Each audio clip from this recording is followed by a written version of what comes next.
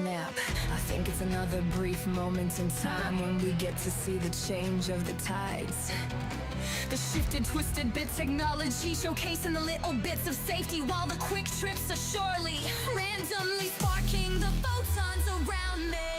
Let the light flow from the heat, yo. When the photons ignite, highlighting, yo, then you know it's that time when we force a change in tides. A little bit lined with something in us. It's almost like we something else, autonomous, or maybe perhaps it's that missing piece you needin'. Perhaps it's that simple message you searching. Perhaps it's just a different time framing us for the next adventure in the mainframe. Getting excited, so are the photons. Don't laminate so we can change the coupon. Let me raise the hash rate, submit the coupon fake, and reduce the rate while we mine our major bags. Crypto technology like cryptographic money will hash in your life into a set of QRs. It doesn't matter cause it's time for 3D changes perspectives. Welcome to the show.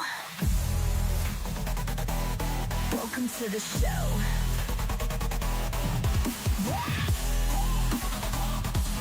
Welcome to the show. Welcome to the show, everybody. It is me, 3D. And yes, I'm going to try to change your perspective today about, well, something, right? Okay, so, this is kind of like a continuation from what we've been doing the past couple of episodes. So there are almost always varying perspectives about everything, right? Especially constructs of stuff like Bitcoin and cryptocurrency. So today I want to look at perspectives of Bitcoin, and we are going to ask questions, is it FUD or based?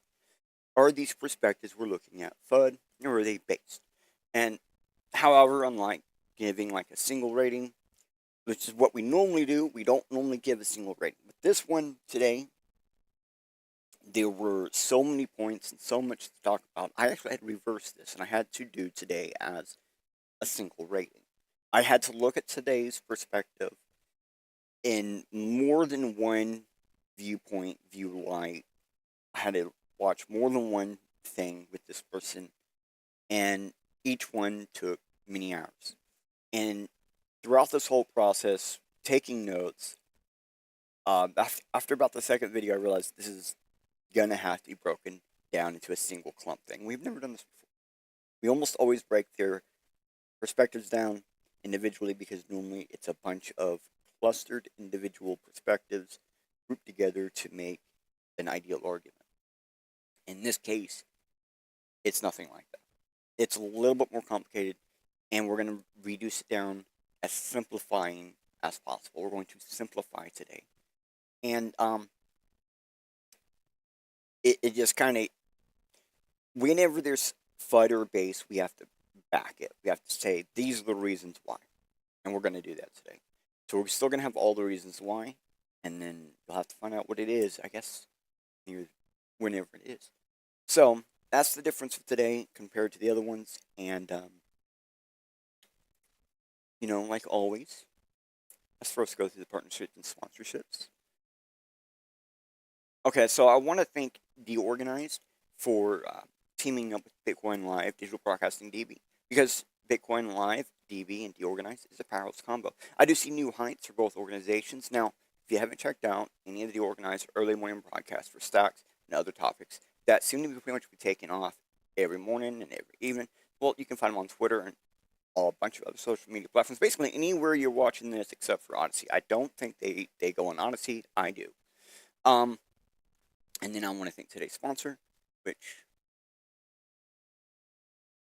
I want to thank Shieldfolio for sponsoring today's episode from within a quantum bit, as well as the Bitcoin Live DB network. Now, if you haven't seen a Shieldfolio, they're like a little black book that are made from stone paper. So they're fade resistant, tear resistant, and even water resistant. So the info and secrets you store on your Shieldfolio will last as 5, whatever you throw at it. And I personally own a Shieldfolio, and I use it for websites, info, contact keys, crypto keys, among other things I don't want on my computer or online. So they're like these little black books that are pocket-sized, ready to be by your side, regardless of your adventure in real life or online. And personally, I actually, honestly do use these, love them. Now, you see a giant QR code on your screen, you see a small QR code on the screen, do the same QR code. Basically, you can scan that QR code or go to their website, showfill.com, and purchase one of these books, get some stuff, use the code Bitcoin Live 20 to get 20% off your purchase from there, and then go ahead and start protecting your info. That's right, protecting your info. That's what it's all about. Now, we'll have this QR down on the bottom throughout the entire episode, and the code Bitcoin Live 20 remind you that's what it all takes. You go up, scan, jump in, find it, enjoy yourself, and then use checkout Bitcoin Live 20, get 20% off today. All right, so pretty much the QR thing is how we do everything here today. So after we roll with the roll-ins, I'll show you what we're talking about.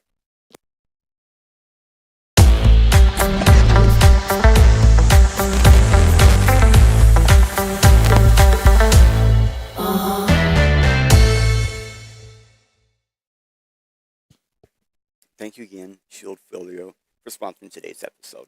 Okay.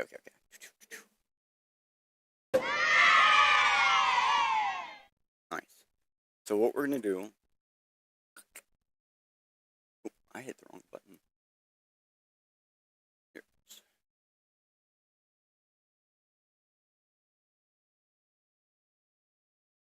Okay.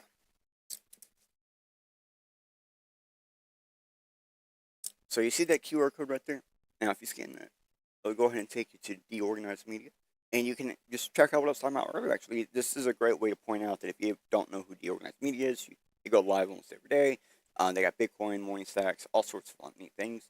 Go check them out. So it's your daily hookup with digitally popping. We were talking about them earlier. Well, you can scan this QR. You can always come back later after the show and just scan it with your phone or use an OCR reader on your desktop. And you get the QR and follow along. We don't always, the links, sometimes YouTube goes through and just destroys them because I have so many. So we don't always have proper links in the description like we put in there. So this is our backup plan. We've been doing this for a long time. Go ahead and you can do this with almost all of our episodes, almost every single one we've been doing this. So there's always a way for people to follow along. And we're going to actually start into it. So we're going to give away a free pre-search query. If you don't know what pre-search is, it's just an easy way to search stuff. They got this AI thing that's kind of, I say generic, but I don't really know. I know it does a bunch of fun stuff. Like today, I asked it, today's free pre-search query, which is, explain the similarities of the crypto financial sector as the credit card and credit system financial sector.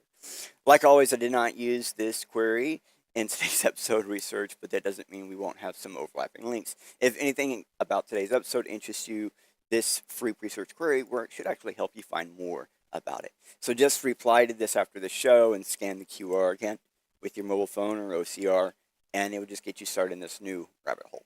Okay, so I got a little note. It says when I reach a thing, boom. Whenever we see this, well, it just means we need to catch you up. We got some deets. We got some background.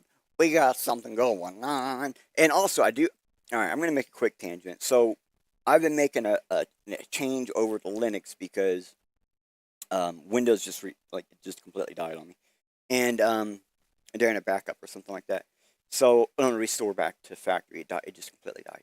So I've been on Linux now, and not too long ago I found out how to get I got because I have like a dual GPU thing on my desk. It's a laptop, and I have not been able to get a good controller for it. Like I had a controller that let me do a little bit. But just recently, a lot of the really little bits I was doing with it was just completely removed out of that old controller. And it wasn't during like an update or anything. There was just like a bunch of files self-deleted or something. And it was like, I think it was just a limited time thing. I don't really know. But instead of like re-downloading it and having to deal with it again, I went ahead and found a solution around it. And there's, it's just like, really nice. So you're starting to see a little bit more reaction from my model and stuff. We're gonna learn how to do better because I think someone was telling me I can get a separated voltage regulator for it, and I'm gonna try to do that. Because we can only run a stock amount of electricity to the computer, so I can't even run a lot of games right now. That's why we've been playing like the same one game because I haven't been able to play Oblivion in months. Literally. And we're getting that corrected. And what the biggest problem is like there was the GPU was one GPU. Like the GPU in the machine was A.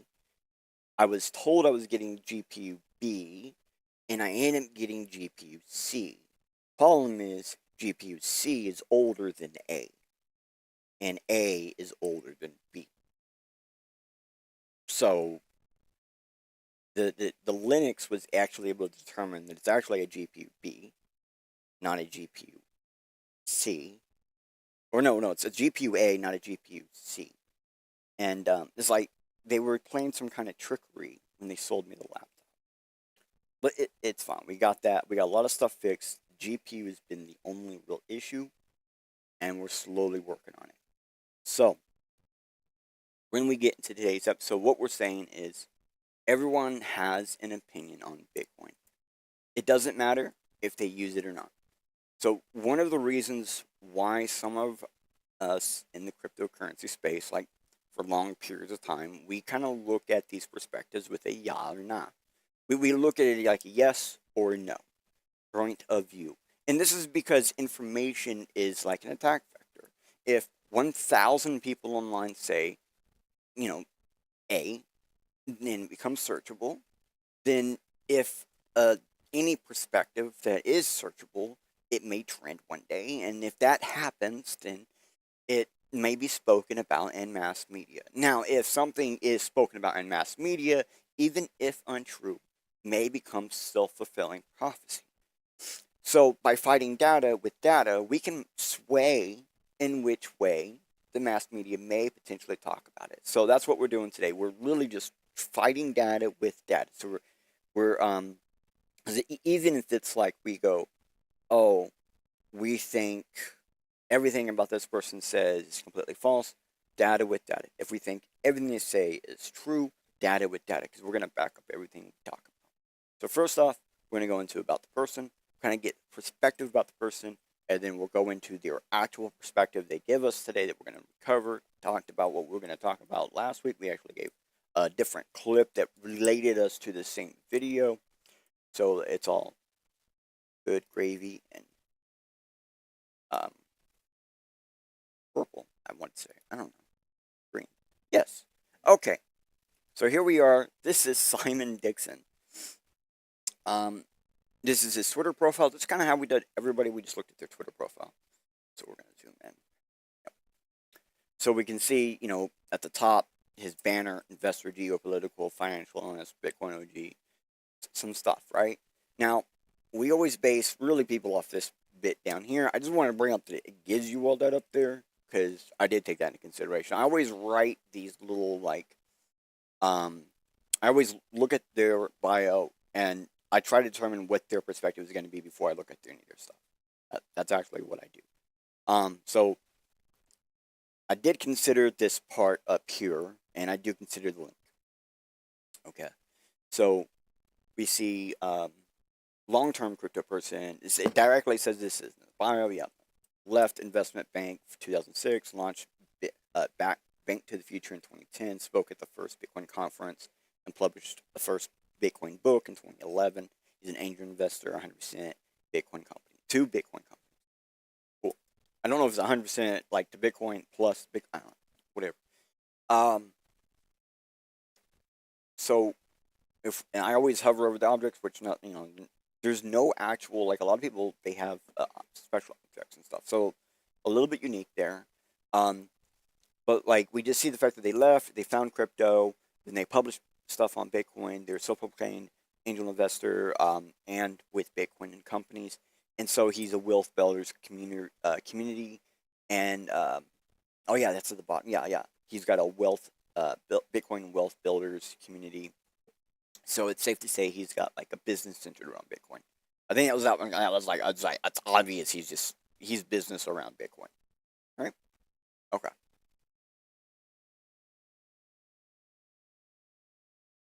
Okay, so this is his website. This was in his bio. Every time they have a link in the bio, we check it out. This is this. All right, I can't zoom in. Retard. So you can see it goes down to his videos, and we'll look at it. And we'll have any actual notes on him. As you can see, this is his website. So we sure have business around Bitcoin. Yeah, so I don't really see anything in there that's different. Okay. Yeah, he just says go scroll down to his videos. Yeah, scroll down to his videos. That's basically what it seems like. We're going to see socials. There is like all feels like one giant button. So okay, it does work, but it just seems to relate to his YouTube.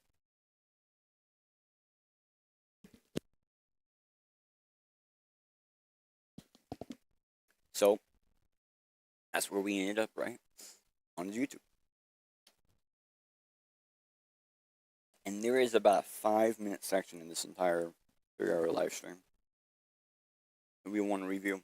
So now, keep in mind, if there's anything about this that interests you, that makes you think a little bit, even if you're like, oh my gosh, maybe after today's episode, when you have time, come back, scan that QR, go to his live stream, and check it out. I actually have a note. Okay, I got a note for after he's done talking about this. So I'm just going to go ahead and play the clip, and then we'll give you the context, and then we'll show you the proofs. Because I think it's important to point that out so everybody understands this is going to be under fair use. I'm not going to just let it run and not say anything. We're going to do all the talking afterwards. Surveillance state for this technical industrial complex. Now, we had a little bit of beef between Greenland and North America, with Canada in the middle. And so we're going to be covering the Canada side. But Canada is becoming a way of unifying American interests in the Western Hemisphere, which are represented, which is essentially a proxy for the financial industrial complex, all the private equity, the fund managers, the banks, the institutions, the investment banks, and that complex and derivatives complex and market manipulators, and China Sovereign Wealth Fund and the Gulf Sovereign Wealth Funds that we've been covering. This is essentially as the new transnational capital that is able to use capital flows in order to get all the nodes in the World Economic Forum and the Proof of Weapons Network to push in the direction of moving towards multipolarity. And if anyone goes off track, you have the blackmail rings like Jeffrey Epstein and various other things where you can leak some emails and remind people that they need to be going on track. You can also knock people's share price off of the derivatives complex, making them get less access to index ETF funds, your pension, your insurance. You can use the media in order to, weaponize capital raising events. For example, the massive AI bubble with the Magnificent Seven stocks that then needed a correction because it was covering too much of the S&P.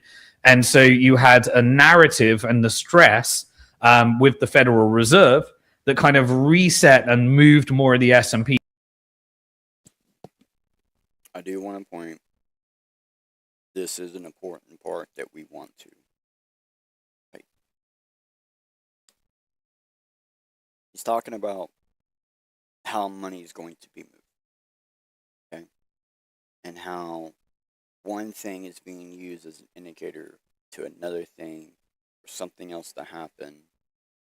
So that way you don't need people sitting there going, you do this, you do that. There's an understanding of like ranges of what to do. When in these ranges do X thing. When in these ranges do. And he's breaking this stuff down.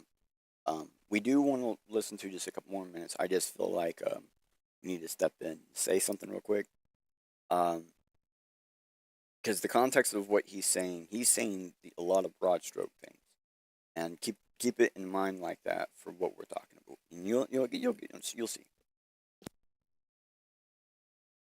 Towards the energy stocks and the infrastructure stocks.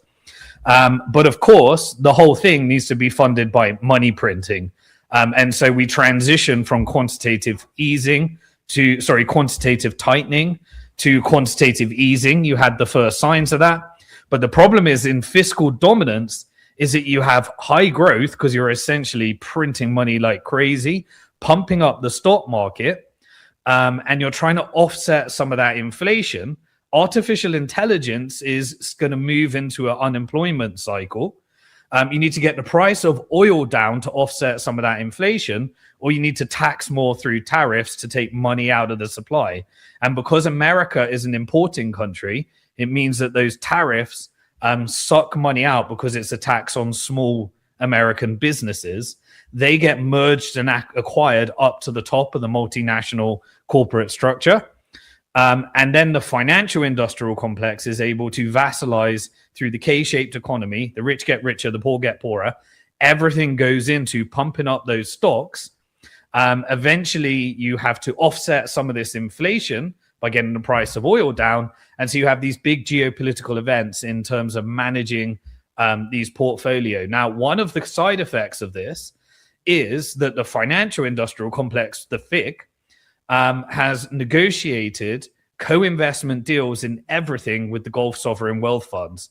And so right now, the sovereign wealth funds, which are kind of part of the FIC, have become a part of the infrastructure. So therefore, you create a global nature, which is no UK first, no America first, no European first.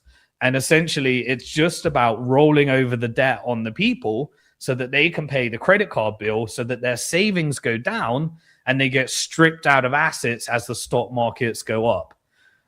Now, because My notes said we have about a minute left. What he said, vital, important point. the sovereign wealth funds are now influential, for example, Saudi Aramco CEO is on the board of BlackRock as a seat position. They're able to influence US policy. America has sold $65 trillion of its assets to foreign control. Now, remember the structure. Those that control the shares influence the board. The board has the executives that work for them, like Larry Fink and Elon Musk.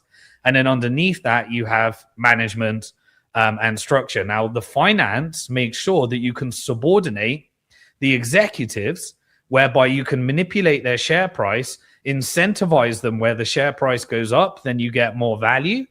And you can laden them up with debt by making them borrow against their debt. For example, Elon would borrow against his Tesla stock to acquire X.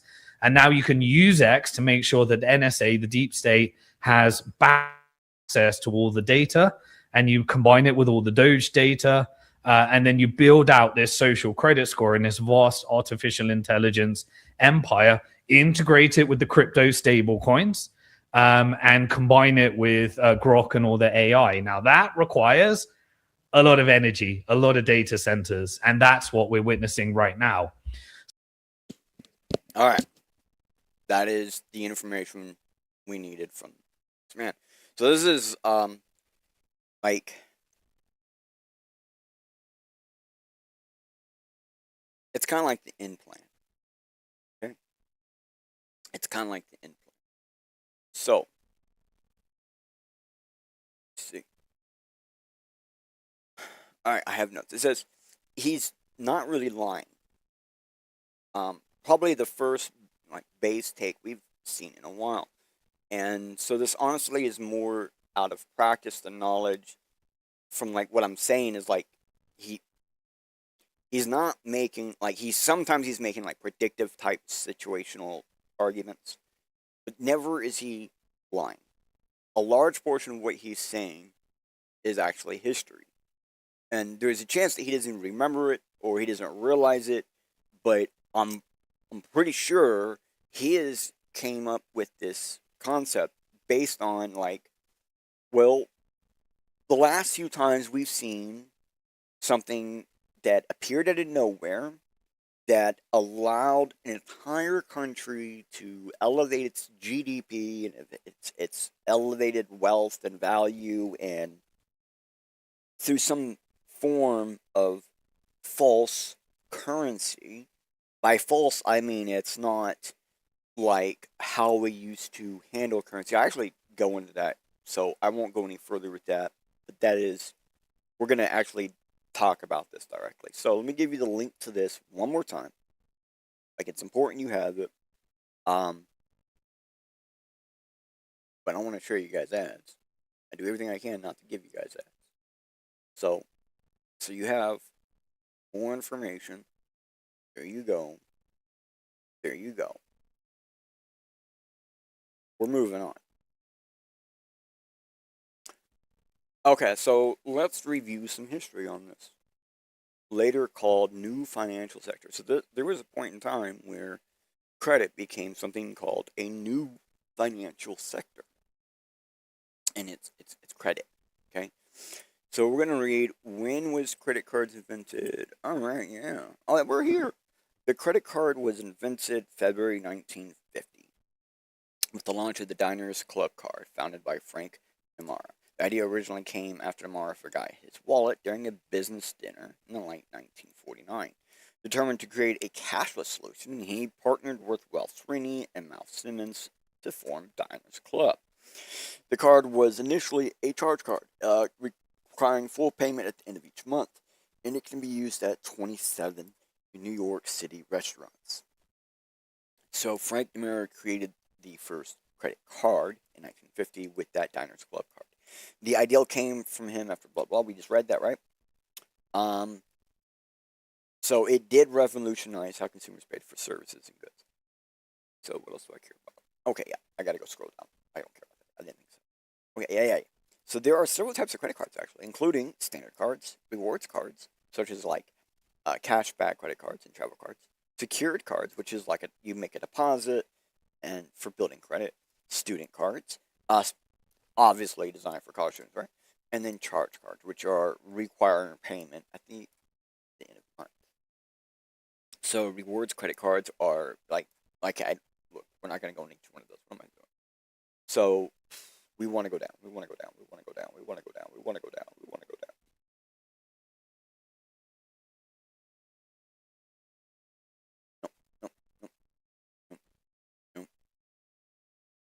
No. Yes. Credit cards become popular for the convenience, flexibility, and security. Unlike cash or checks, credit cards allowed for seamless, quick payments and later enabled online transactions. With the addition of rewards programs, cashbacks, and a wide merchant acceptance, credit cards solidified their place as the go-to payment solution for consumers. So you have this nice little thing right here. Let me give you guys this link, this QR again. Because, I mean, this is a really great website. I mean, it's set up pretty nice, right? It's giving you the lowdown. Now, they really do give you a lot of information. Let's look through here. 1950, they got the first card. Okay, then they have the first plastic credit card in 58. 66 begins some kind of expansion, becomes Visa. Interbank forms MasterCard. Then the IBM gets introduced in 79 with that magnetic strip thing. Then in 96, the very first widely cited secure online card transaction is completed on the internet. In 03, the EMV chips allowed to start to replace magnetic chips. That's really just now starting to take hold. And then 2014, Apple Pay launches, and 2020, digital wallets, network tokenizations, and NFC card become standard for everyday payments. A lot of people probably never even realized this last part. 2020s, digital wallets, network tokenization, and NFC cards became. Do you know what else had standardized digital wallets, network tokenization, and NFC cards before 2020? Bitcoin. They stole from Bitcoin. You can thank Bitcoin for you guys having digital wallets in the fiat system. This actually, when I found this, and it actually proves, because like we had all three of these by like 2018 in the Bitcoin network. My dad had a Bitcoin card that's through NFC to do network-based tokenization transactions through a digital wallet in order to use Bitcoin. because it's just a simplified, like, dude, boop, done. Like, scan another like, it's super simple. So, and one of my friends, Kenneth Bozak, actually helped get us that card, and it's been a dream. Like, when we needed, I can just scan a little QR on his card, and I can send him Bitcoin whenever I need to pay him stuff.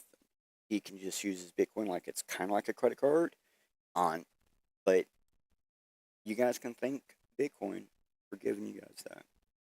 All right, now it says, let's see, yeah, that's right. See, here's something that I know for sure we stole from credit cards. This is something that we did a long time. Oh, listen, 1865, 1865, early signs of credit cards. The first charge coins were issued, kickstarting modern credit card history. These coins allowed customers to pay at the time of the purchase without cash. These were tremendously popular in the farming industry during western expansion, and allowed farmers to wait until they harvest to pay their bills. Okay, there's more down here if you really want to get into it. We're not getting into it. That, I thought that was really neat. Basically, you would get these little coins and you could use them, and then you would buy those coins back from people. And they told you your bill because, well, you gave them the coin, right? So I find this, basically this is the last time. This is what he's referencing. He remembers a lot of the stuff that happened, maybe in the the middle and late ages of the stuff, like the 2003 to 2014 stuff. He remembers that, no, he was out before then. So the maybe the 79 to 03. That old. I mean, somewhere before 96. Yeah, like he saw these different things. He's got to see the credit cards go online and all this other stuff. And so then when he got out and then saw Bitcoin and was like, holy crap, there's a bank online. There's a bank base online. Okay. And then no wonder he went for it, right? It was pretty obvious. This shows his intent. This shows that, okay, here's all the stuff that if you were in banking, you would have known this information. Then you would have saw Bitcoin. You'd have been like, holy crap, this is just like the solution. And so it would make sense why he got into Bitcoin. But at the same time, this is what he's referencing in the video. There's a lot of stuff that he's talking about. Even some of the stuff that happens in the Middle East and stuff already happened during the credit card system. The credit card system actually broke ways into the Middle East, and it broke ways into other countries like never before, because it was like a direct trade communication factor that allowed these countries to be like, oh, so wait, we can benefit from visitors? Yeah, they're spending their money. We get 1% in it, right? You know what I mean? Like, duh. So let me give you this link again. We're going to go to the next part. All right. Yep. When were credit scores invented? This is really, really important. It's only the first little bit we need to read. If you really like this, you can always come back and read some more. So credit scores, as we know them today, are a relatively modern invention. The FICO scores, that just happened. Okay. As we know them today, a relatively modern invention. The FICO scores that most American consumers have encountered were launched in 1989, built on specialized credit score systems that originated in 1950. The concept of credit evaluation has roots that stretch back centuries. Understanding the history helps explain something. No, what we care about is this right down here. In an 1834 speech, the U.S. Senator Daniel Webster said this: commercial credit is the vital air of the system. It has done more, 1,000 times more, to enrich nations than all the mines of the world. Now, what is he saying here? Like, okay, we can read the literal point, but all I really hear is credit invented money out of thin air. And that really is what it did. Before credit, all the gold, national resources, producible products, and what determined the wealth and the value of a country, okay? It's all your gold, metals, precious metals and precious stones, your natural resources, and your producible products used to be a part of what you considered your country's wealth. But then credit opened up an avenue that, as he claimed, would enrich nations more than all the mines of the world.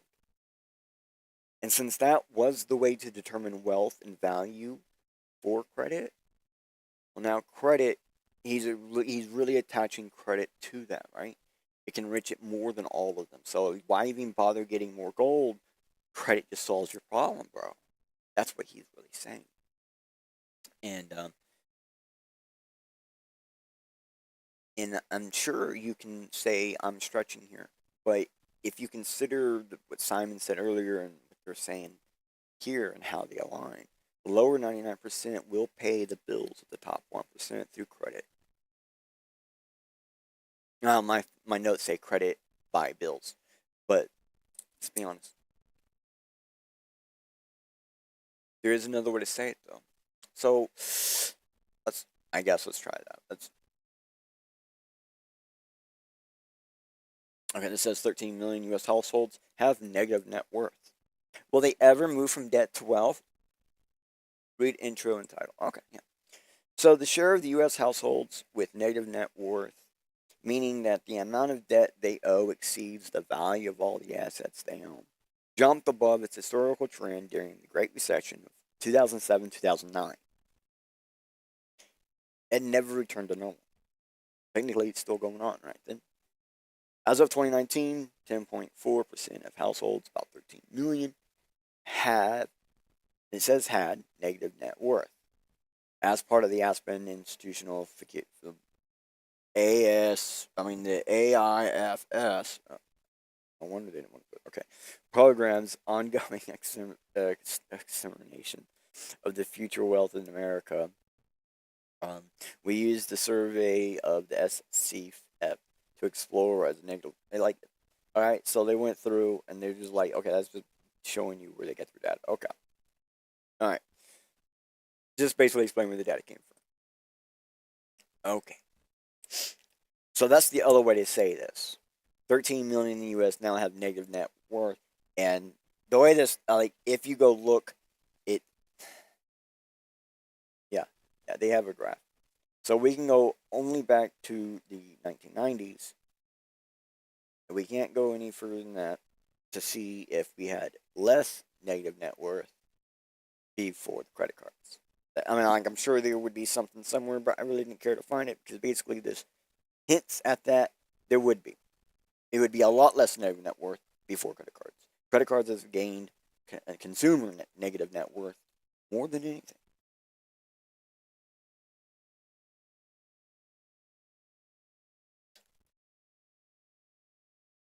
Actually, I would say since the start of credit, there's been a lot of problems that have existed because of it. And you could even say a lot of issues in society were discovered because of it. And laws had to be made to base them out. So let me explain this. Early 1800s, trust-based borrowing. Businesses could now borrow based on word of mouth. Panic of 1837, overextension of credit, a depression caused by merchants lending too much credit at once. Their own issue. They caused their own problem, right? 1841, Louis Tappan founds Mercantile Agency. Tappan set out to systematize, I can't even say these sometimes, systematically set rumors regarding debtors' character and assets, soliciting information from correspondents through the county.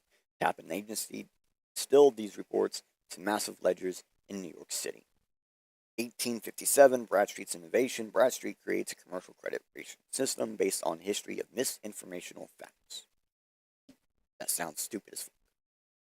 1864, R.G. Dunn and Company's alphabetic credit system. Weird. Where's the other place we know a company alphanumeric credit system? You already know what it is. What am I saying? The Mercantile Agency named R.G. Gunn at the eve of the Civil War. That's a long time ago. finalize an alphanumeric system to measure commercial credit worthiness. On the eve of the Civil War, so like the start of the Civil War, or the end of the Civil, I believe it's just before the Civil War, finalize an alphanumeric system for measuring commercial credit worthiness. Now, could in any way, shape, or form a system exist that wants to be able to put some amount of worthiness against your commercial company? Why would Southern companies have a problem with that? Like, think about that for 20 seconds. If we're going to base this information on, like it says here, we go back up, some of this is based on debtors, character, and assets. So you have to be audited. Seems weird, right? And it is kind of odd about this war thing, but it comes in. So I think that's as far as we really, like, let's read this. Oh my gosh, I forgot about this. The birth of FICO. What does FICO really stand for? Fair, Isaac, and Company. It was two Americans with the belief that data could change the financial industry. And it really did, right? Even if you look with Bitcoin, it is a different way to do the data. It's a different way to look with the data, and it definitely does make a difference. So the National Consumer Financial Association used a short film called Wise Use of Credit in the 1960s. And I would say that's a propaganda thing to get people to start using credit more. 1960s early credit system scoring algorithms came out. The first credit scoring algorithms were used for individual businesses and their unique customer base. Customers sold 30-day credit to charge accounts to their local stores. So 1968 comprehensive data collection, Atlanta's retail credit company revealed plans to computerize its creditworthiness records, which included not just data on credit, capital, and character, but information on individuals' social, political, and sexual lives as well. So basically, the credit score system has always been a social score system. Let me see. Where am I at? I'm at this one. Weird. Yeah, I'll get into that more. So, truth above all, the Truth in Lending Act was passed to protect consumers against inaccurate and unfair credit billing and credit card practices. It requires lenders to provide you with loan cost information so you can comprehensive shop for certain types of loans. Okay, so laws are now being placed. Okay, so 1970, the Fair Credit Reporting Act introduces protections around the data that lenders could use and store. So that way they couldn't store like your sexual preferences. This is like removing the social system out of that social system. 1974, Equal Credit Opportunity Act made it illegal to deny based on the credit. Some more of that removing socials crap out of the social crap. They could just remove the credit system, you know what I mean? But 1988, Fair Credit and Charge Card Discourse Act amended the Truth in Lending Act, required new disclosures about information connected with credit cards and charge cards, account obligations, and solicitations. So basically, they can see when and you do have cards when you've been soliciting them. Okay, that makes sense. It's a bit more how it should be, right? So 1989, FICO scores as we know it. This is when the Fair Isaac Corporation introduced the first consumer credit score. This was the first industrial standard credit system used to evaluate all consumers. Okay. That's crazy, isn't it? It turns out the credit system has always really been there to be some form of social credit, social system. It's terrible. And this one, right?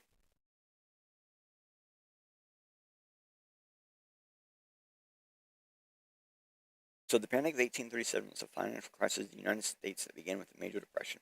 It lasted until up to the 1840s. Profits, prices, and rates throughout the Western expansion. It stalled unemployment rose and abound. So the panic had both domestic and foreign origins. Lending practice in the West, sharp decline in cotton prices, and collapsing land bubble. International specie flows and restrictive lending policies in Britain were all factors.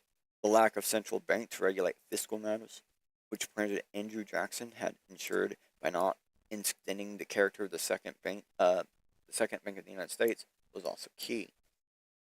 Okay, so there was like a lot of stuff to get to this Panic of 1837. So then, why did it come down to the banks basically caused it, right? So the alien economy of the 1837 led to investors to panic, and a bank run ensued, giving the crisis its name. The bank run came to a head. So this was the first time this ever happened. When everybody went to the bank, it was like, money, money, get my money out now so they can't charge me. They immediately suspended specie payments.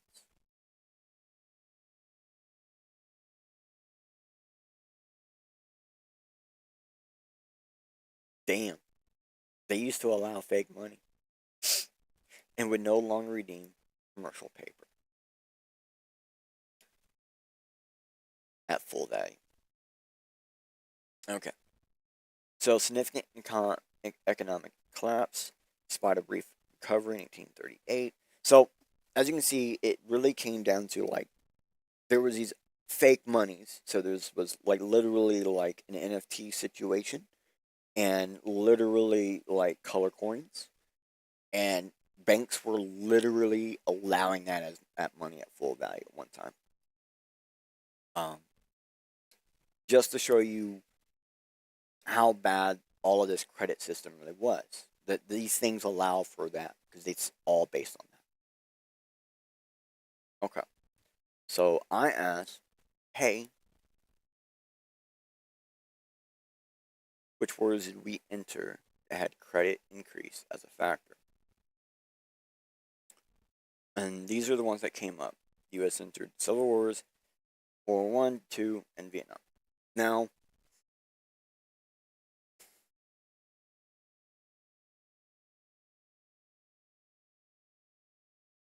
wait a minute. That's not right. Is that right?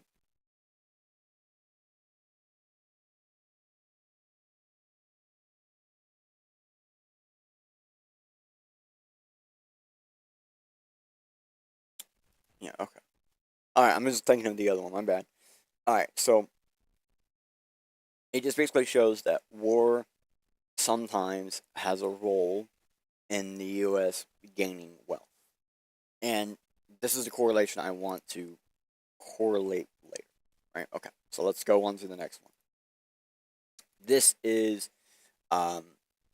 congress.gov. This is a summary of national federal debt, foreign holdings of federal debt. So as of December 24th, there was about 28.1 trillion of Treasury securities outstanding, from 20.9 trillion in 2020 of December, and then 7.2 trillion increase all rounded. During the same period, foreign holdings of debt increased by 1.2 trillion to approximately 8.5 trillion of foreign debt. After staying relatively flat in the dollar terms of several years, overall foreign holdings increased during, well, like right before COVID, during COVID, and then fell right after COVID technically ended for a lot of people. Then jumped back up in 2023. That's weird. And again, 2024. Okay, so really weird. Because total debts have increased, it's almost like we gave away money, right? It's like because total debts have increased faster than the debt held by foreigners, share of the federal debt held by foreigners has declined in recent years, so they were paying it off. In December 2024, foreigners held about 30% of the publicly held debt. Interest on the debt paid to foreigners in 2024 was about 236 billion. Foreign holdings can be divided into official governmental investments. Private sources about 3.8 trillion, or 44%, and then the U.S. foreign held by government sources and private investors. That's a total combined grouping right there. Is 55%. So the majority, so to speak, is majority technically 76. But including private investors and governments, there are top three estimated foreign holders. The federal debt by country. So, and this is by December 2024, so it's probably different by now.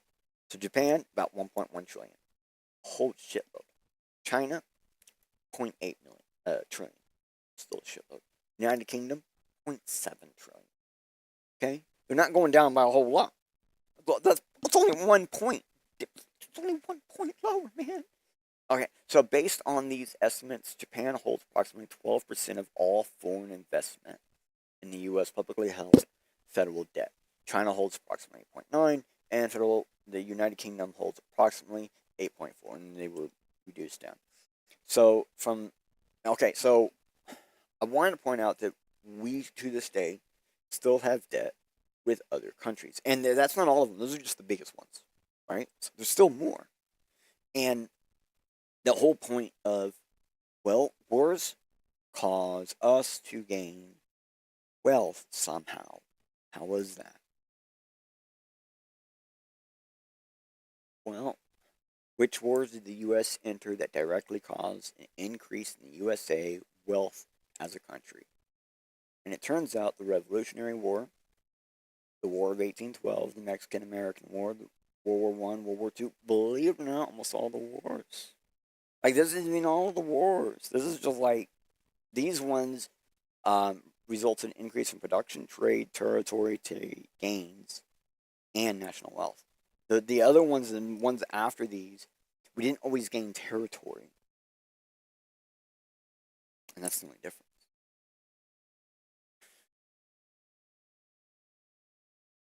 So, it's like, okay, so, to be honest, war almost always ends up with the winning country's a financial benefit, even though the peoples are normally not so financially beneficial as the country is. Just looking at the links below, war has two effects. People have less, the peoples have less, while the country as a federal structure has more. Now until World War I, the financial part of the the financial part, the financial part was not the catalyst for World War II. But beyond, the U.S. did enter based on, and I have it on my notes here, I have to mention it. There was some amount of the U.S. chose to wait as long as it did. There was some amount of financial reasoning behind that. Like, I couldn't get enough proof to be able to say, yeah, this is where it was. I remember covering it in school and trying to find it. It was really difficult. I found some parts that they talk about it, but I couldn't find proof that I'd like to get. I couldn't find anything from the government or anything like that. But there was some amount of financial something was guaranteed to the president, or to the president for the U.S. if we assisted by a certain specific country. There's I think it was one or two countries that basically promised something, and that was considered their last straw, and the thing that made them go, okay, let's do it then. And I don't remember exactly what it was, but it was just proof of World War II did have some amount of financial reasoning for waiting. There's proof and stuff where you could say the U.S. didn't have they weren't financially in the right spot at the right away, and then at the same time other things. Because we're looking at this through the financial lens. Think about it like that. We're looking at the financial lens. Okay. So I don't want to continue on or go any further. without saying that, well, we can say without a doubt the credit system in the USA isn't really liked by everybody inside the USA. And it does have its criticisms. Laws were actually passed multiple times to make the system more fair and less socialist. Honestly, the credit score system is just one form of social score. Probably the least bad part of it, yeah. But you still have to remove the socialist parts out of that system. And so at this point, I expect there to be three conditions. Well, hold on. Before I say that, I got one more. It's after a math note. Based on the fact that it's a socialist system by nature, we can look at other socialist systems and get a determination of what's going to happen. It is going to take control. It is going to disrupt, remove what you remember, add in what it believes you should remember, and then make that the base. So that way you don't know. So like, how many people out there remember what it's like to never have a credit card, not have to worry about finance fees, APIs, or anything like that, and just don't even care about it because you don't do with it. There's like nowadays it seems to be a smaller and smaller amount of Americans and a smaller and smaller amount of global citizens that even have a clue what that is like. There's so many people in debt all across the globe. So, we were saying, at this point, I expect you to have three conditions pondering amongst your head right now. I expect you to be like, he's thinking one of three things. Oh, you're thinking one of three things. Okay, so here's the first thing you could be thinking. How does any of this have to do with cryptocurrency and Bitcoin being used by companies to get regulations passed to attempt to control Bitcoin and the entire cryptocurrency sector as a whole to enrich the USA federal government as a whole? You could also maybe perhaps be thinking, well, what does credit have to do with Bitcoin? Or the last thing that you could be thinking is, oh snap, they haven't figured out the connection yet. He said it number one of these ponder questions. So let's connect the dots. Let's do something, okay?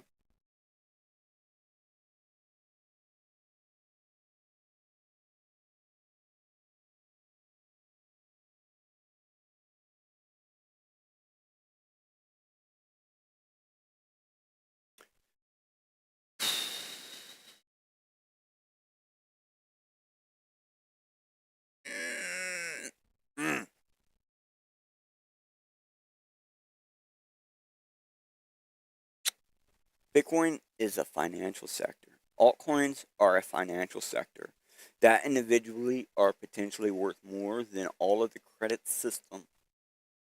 So as people started demanding regulations, then that was the sign that control was on. Of course, Bitcoin is how you use it. So people are setting up credit within crypto. Not only because crypto stands for cryptography first and cryptocurrency second. This will protect the systems legally by being encrypted. Sure, this can prevent a company with major supercomputers, AI, or even quantum power from attacking the entire crypto financial sector. It really can. But it also does come with new issues and new problems. But if you use your Bitcoin wallet without the credit, meaning you use fresh wallets, you keep up with the OG way of handling your crypto via multiple keys, backups, offline, on and on and on, then you're fine. There's just a few more hoops you should be used to. But if you're using Bitcoin connected with a credit score where you have to jump through extra hoops compared to other people, you have to consider things like you're going to have to start asking people who are going to pay you in crypto about their credit score, or crypto score, actually. And if you're a business that accepts crypto and fiat, there's a chance eventually the fiat side is going to want that crypto score. And so if you're not asking for it, you won't be able to do fiat at all. Let's go to this. Decentralized credit scoring has surfaced as a new approach in the ever-evolving consumer credit space. While drawing parallels to the traditional credit scoring, decentralized credit scoring sets itself apart by evaluating the financial activity of the behavior of the users within the blockchain ecosystem. Blockchain technology has been fueling this transformation as serving as the backbone for the diverse range of the financial products and services known as the DeFi. DeFi lending in particular has been thriving in recent years. However, the pseudonym nature of the blockchain coupled with the inherent volatility of crypto assets has resulted in the absence of reliable means of risk assessment for the DeFi loan processing. Consistently, a common practice of relying on over-collateralized loans has emerged, limiting access to DeFi, even to those with substantial collateral. This is being shown as a solution to a problem, which is that not enough people are able to use crypto loans in the DeFi space because of how over collateralized you have to be, and it's still even shaky receiving from just as much as it is to send to. So remember when I said, like, laws had to be put in place to make it more fair? Well, of course, that will happen to crypto. Basically, everything that happened to credit cards will happen to cryptocurrency, but as a whole. Not everyone seems to know that credit cards was invented by a sole person for a simple reason. The first cryptocurrency, Dark Coin, okay, was invented. Okay, let me rephrase that. Dark Coin is the very first cryptocurrency. The very first cryptocurrency, known as Dark Coin, was invented by a sole person for a simple reason. Both these reasons are the same, even though they are different. Both wanted a new way to pay. One was because he forgot his wallet. The other was because he didn't want to leave his house. Now, over time, eventually, a better way to cryptocurrency came, known as Hashcash. And the people using Hashcash invented multiple systems to make it more fair, which fueled the fire for a sole system that handled these various ways Hashcash users kept Hashcash fair. So it got wrapped into a protocol with randomness and uncertainty, but then minutes later, it says something to inform all that all is fine. Well, that's Bitcoin. Not the first cryptocurrency, but the first with enough working parts and no extra fluff to work efficiently. 2012 came, and by the peoples not involved in Bitcoin helped secure Bitcoin in ways the original writer could not do, and granted Bitcoin to the devs that uphold it. To this day, most of the dev work truly is randomly submitted, then figured out how to work through registered maintainers. Welcome to the new side of the credit score. It's called registered maintainers, and it's been in Bitcoin for so long they stopped listening. They cut miners' voices off a long time ago. I remember I wasn't allowed to do something one time in the Bitcoin community or whatever because I didn't have enough Bitcoin to buy for the thing, and I was like, whoa. Why do I have to buy for it? I mine. I can just write on the blockchain that I mined how it should let me in. Oh, you actually have to pay. What? It was no longer the same way. It had changed. Well, people are just now realizing it ain't the same. But at the same time, Bitcoin is how you use it. It actually has nothing to do with all that. That is being put in other people to be able to use it their way. Okay. All right, so I can understand how difficult this may be to understand that cryptocurrency is how you use it, but I can easily show you an example of another sector that formed the financial sector around it. Space. More specifically, satellites.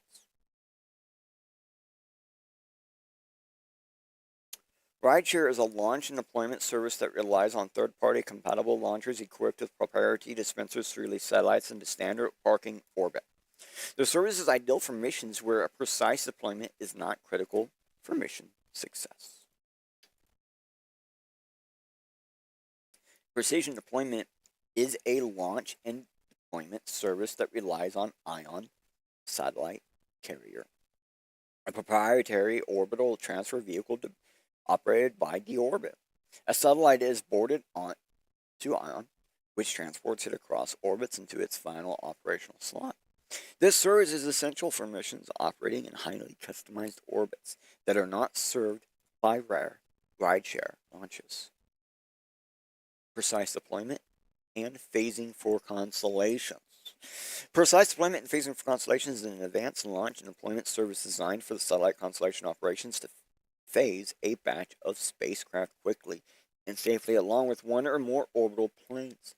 The service is enabled by on-satellite carrier, the Orbit, proprietary orbital transfer vehicle, which carries the satellite along its constellation's orbital plane. The release with each spacecraft in its assigned orbital slot. This strategy reduces significantly the time required to phase a batch of satellites along an orbital plane. So this is putting like a bunch upon a single plane, bringing forward the revenue generating phase of the mission and enabling optimal use of the spacecraft's life.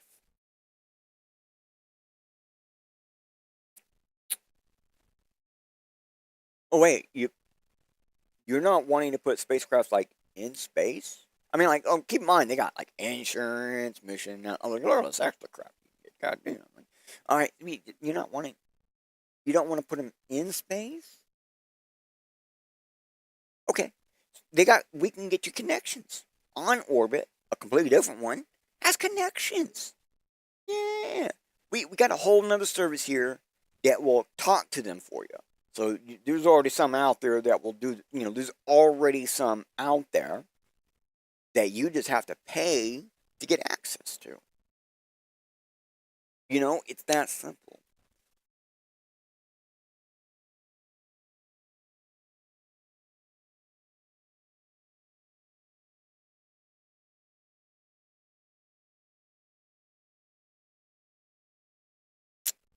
How space as a service. For decades, space has been the realm of government agencies and elite aerospace giants, but a new model called space as a service is changing that. Much like how cloud computing lets companies rent server power and storage instead of buying their own data centers, space as a service allows businesses to rent access to satellites. Is it starting to make sense why Jeff Bezos was talking about putting, cloud servers in space? Is it starting to make sense why space satellites was on his mind so hard? Why people want to put GPUs in space? Space as a service. They want to use space as a service to give you a service in space so you can have service as space as a service for you. Like, dead serious. They want to, it's crazy. It's going to be stupid. Like, they want to put automated services in space in order to serve you as a service being ran as a space as service. It makes no sense. It's just like dumb. But it should tell you why they are really wanting it. It's just a new financial sector to tap into. That's all it really is. It has nothing else to do with anything else. But this means if we really go back and you listen, okay? So let's be honest. Simon Dixon was in the banking system, right? And he left before finding Bitcoin and doing and now he's doing probably basically the same thing he was doing before Bitcoin. Okay. So sure, his take is based. His perspective is quite solid. But it's all from history. Sure, not everyone reads and not everyone knows, but from the way Simon Dixon talks, it's like he's had a personal journey through the discovery that the financial system is just a tool used by the federal government. So the last episode, I showed a piece with Simon Dixon, which had an ad for a business that is very scammy in nature. And I honestly think they show that the host and stuff did that with Simon Dixon in that ad to get to add more clicks. And I can't prove that. But all I can do is, because Simon is so based, people would just take the ad as real or as like legit. So what is the point of this episode, basically, right? I bet a lot of people are wondering that right now.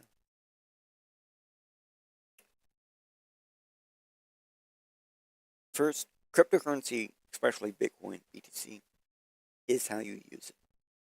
Sure, people are building ways for businesses to use Bitcoin right now.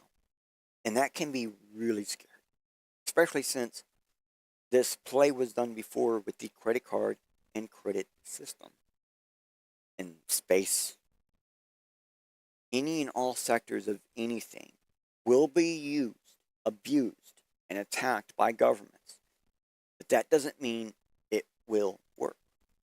Honestly, Bitcoin has been hit with some sort of attack for control before. We've seen it. We've actually seen hints of it multiple times. But now there might be proof of more of that in the Jeffrey Epstein files. So I do not know exactly what I'm covering in the next episode, but I will say it relates to Simon Dixon, what he says in the video just before I played that video. So you might want to go back, use the QR to actually watch his full video, or at least watch the first part, to see what might be inside those Jeffrey Epstein files. So, all about today's episode really was to show you he's saying Bitcoin is going to get, the government's going to try to take control of Bitcoin any way it can. The way it took control of the credit system was, well, the credit system was invented by the companies first. So all these companies were like in on each other to work to build their own money.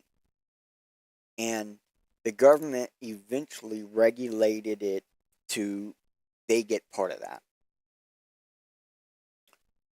Bitcoin doesn't have to have that happen. I know the BIP 110 is coming up, and it's probably one of the first steps of that potential grip hold on some of the Bitcoin users. And let's admit it, it sucks.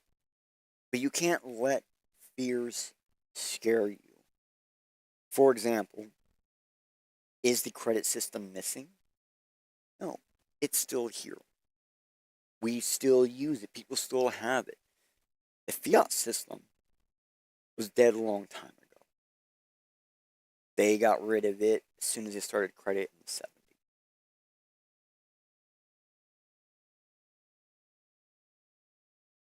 70s. Listen to that timeline. 20-something years. After credit cards, it took before it became like big thing.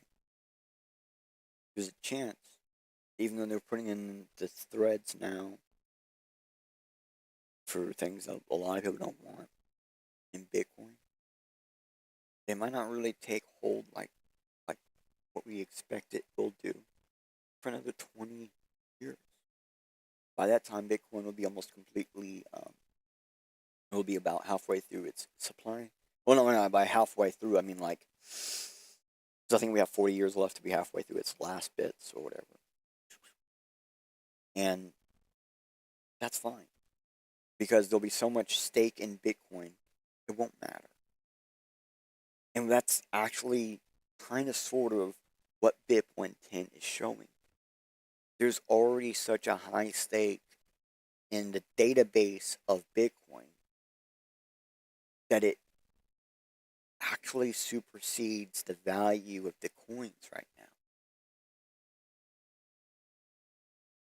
And this is something I've been yelling for years. It's not about the value of the coins. It's about, can you write to the database? And it's starting to finally show that that matters. Simon Dixon is pointing out in that video data is just things slowly turned into data, became all about data. Even in the financial sector, credit became about data. So of course, it's gonna happen. How? What's next? Well, that's next. I guess we're going to some history of what's up. We'll find out some more information next episode. It's gonna be crazy. And by crazy, I mean, I don't know, words. You know, like crazy. Okay.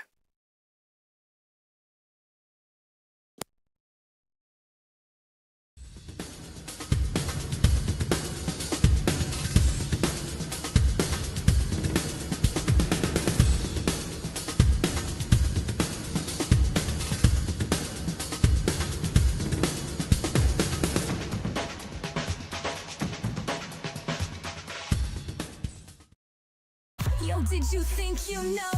Did you think you hold? Did you think something new? That's the goal, to see from a new degree and get the change your mind needs to find something new. Life suddenly is easy for many, but when a wall appears, sometimes up is all you see. So let 3D guide to the side, yo, where there's a door though. Just be careful on your way out, for the first step is a do-si-do. A little bit Linus with something different, it's almost like he's something else. And regardless of maybe, perhaps it was that missing piece you was needing. Maybe it was that simple message you was searching. Definitely it's just in different time for defraying our mental mind state, separating us from our own mental mind tank. Boom goes the blast of thought. Boom goes the last spark with part. Boom goes the mental mind tank. Goes your perspective hit on the way out. Don't let your directive stop you when you doubt. Don't let the dire detection stop you from being getting excited. So the photons are delighted. Don't hesitate so we can line up the hash rate. Let me surmise the tides to rate and reduce the fakes while we mine our major banks. Crypto technology like cryptographic money while hashing your life into a set of QRs. It doesn't matter, cause this was 3D changes perspectives. Thank you for joining the show. Please return next time for a new role of perspective. Thank you for joining the show. Please return next time for a brand new perspective. Of perspective. Thank you for joining the show. Please return next time for a brand new perspective.